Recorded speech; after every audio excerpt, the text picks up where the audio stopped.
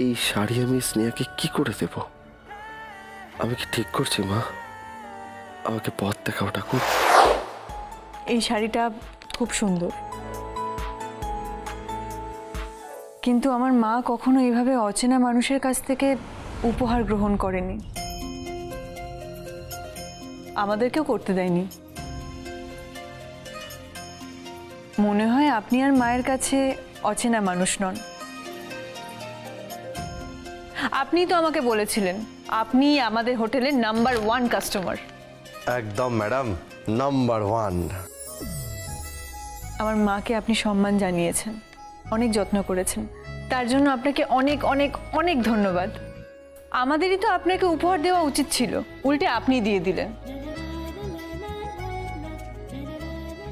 আমি আপনার এই গিফট খুশি মনে অ্যাকসেপ্ট করলাম।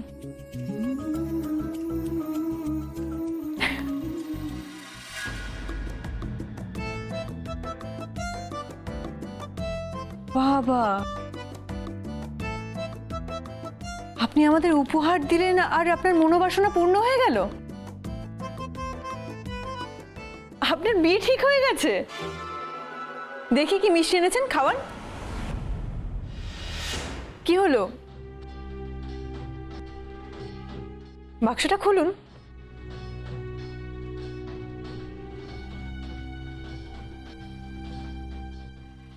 স্নেহা, তুই শাড়িটা এনে না খুব ভালো করেছিস। চল আগে পুজো দিয়ে নি, তারপরে প্রসাদ খাবি। সর ভাজা না কালাকাঁদ নাকি নতুন মিষ্টি? আমি কিন্তু খেয়ে যাব।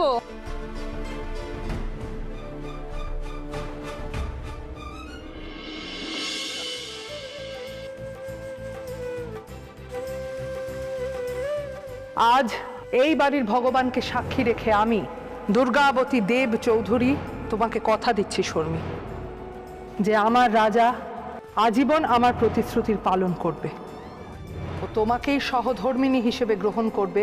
তুমি হবে এই বাড়ির পুত্রবধূ। আমি তোমাদের বিয়ে নিশ্চিত করলাম। এসব কি হচ্ছে ঠাকুর? আমার মধ্যে চাপা কষ্ট আর আনন্দ একসাথে কি করে অনুভব করছি আমি?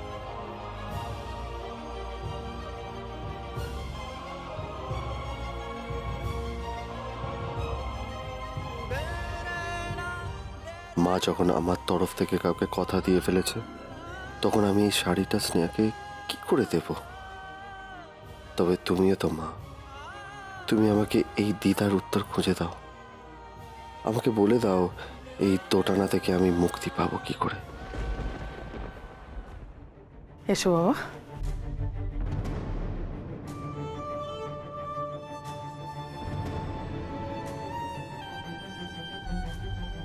মনস্কামনা যখন তোমার, তুমি মাকে শাড়িটা অর্পণ করো। না না, আপনি দিন না। আমি বলছি তুমি দাও বাবা, যাও।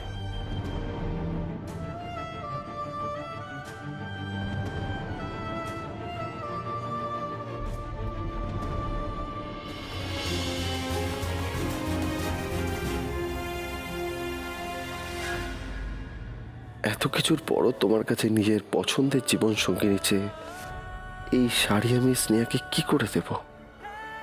আমি কি ঠিক করছি মা? আমাকে পথ দেখাও ঠাকুর, পথ দেখাও।